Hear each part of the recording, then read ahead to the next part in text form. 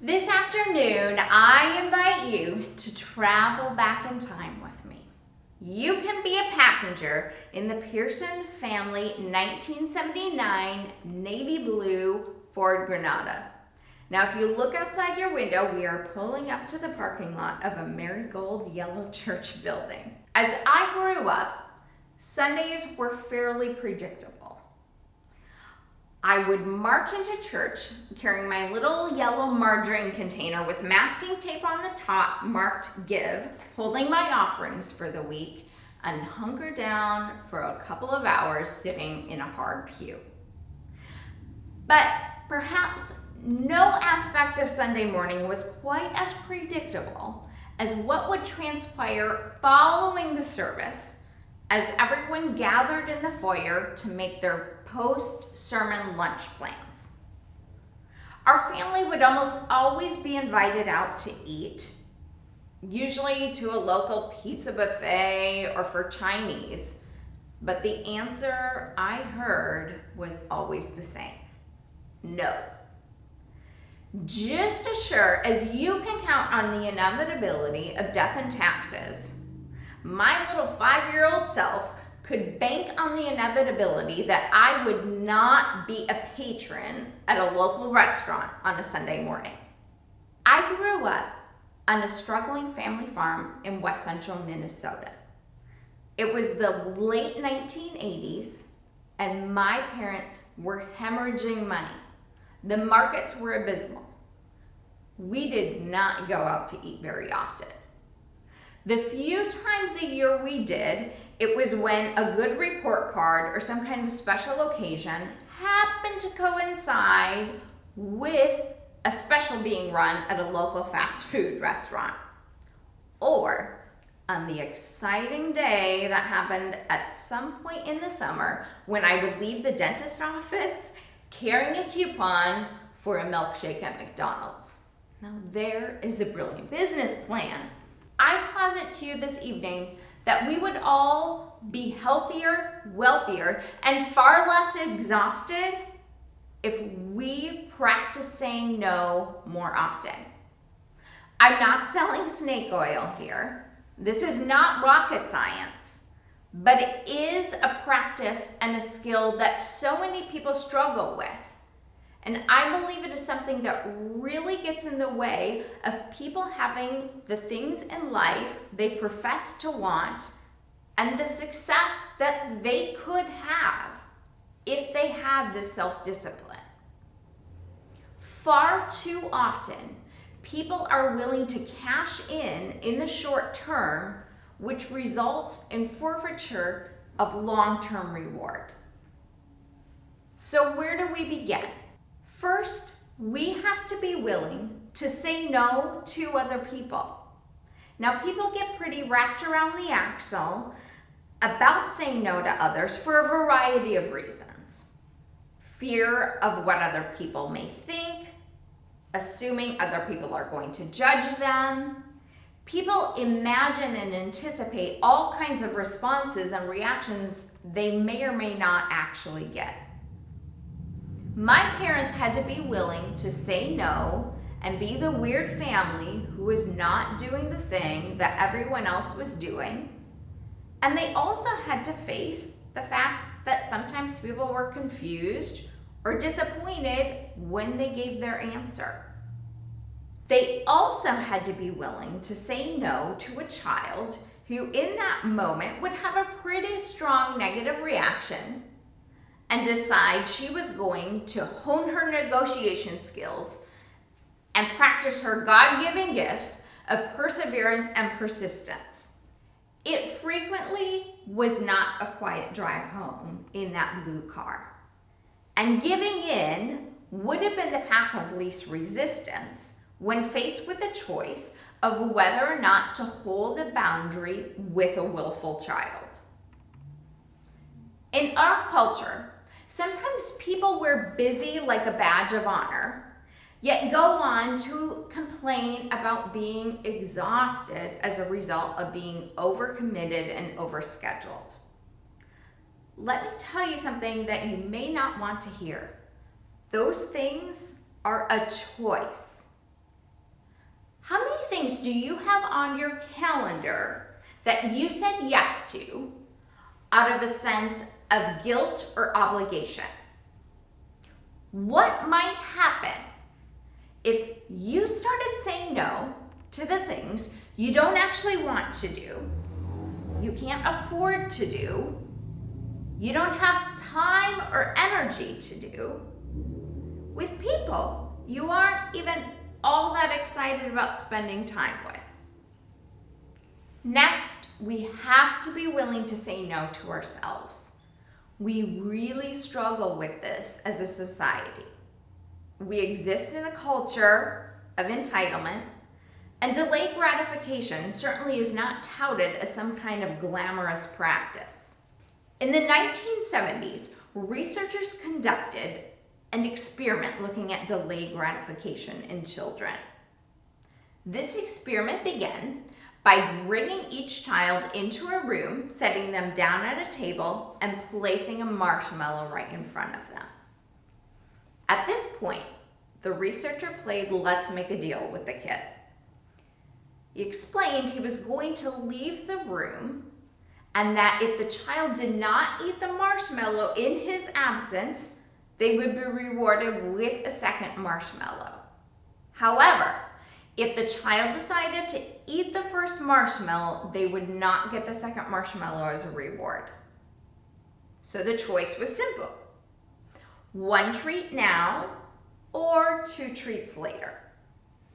The researcher left the room for 15 minutes.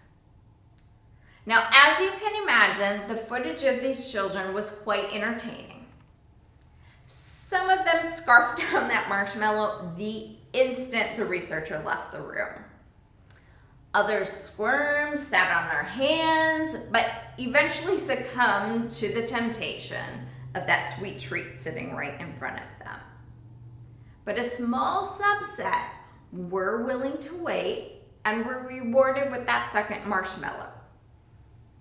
This popular study became known as the marshmallow experiment, but it wasn't the sweet treat that made it famous.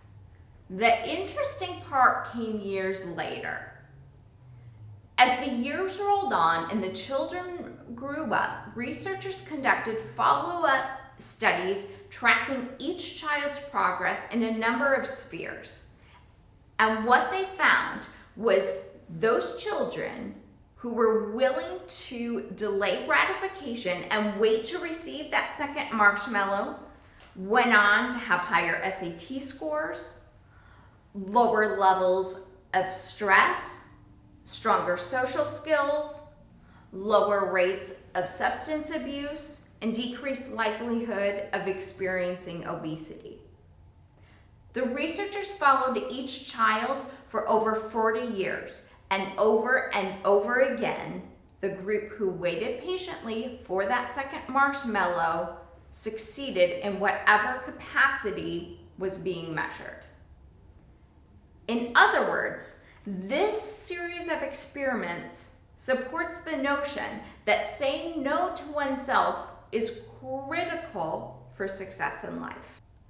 I'm a psychologist, and when patients come into my office and we start to explore and examine their financial stress, I almost always start by asking them one question. How much money do you spend in a week at Starbucks? I then have them get out their phone, pull up their calculator, and say, how much does that add up to be in a year? I then ask them, what would you do with that sum of money if I gave that to you today? They come up with some pretty fabulous things. As it turns out, I work with some people who consume a lot of coffee. And let me tell you, everything they come up with sounds far more exciting than a $6 mocha frappuccino.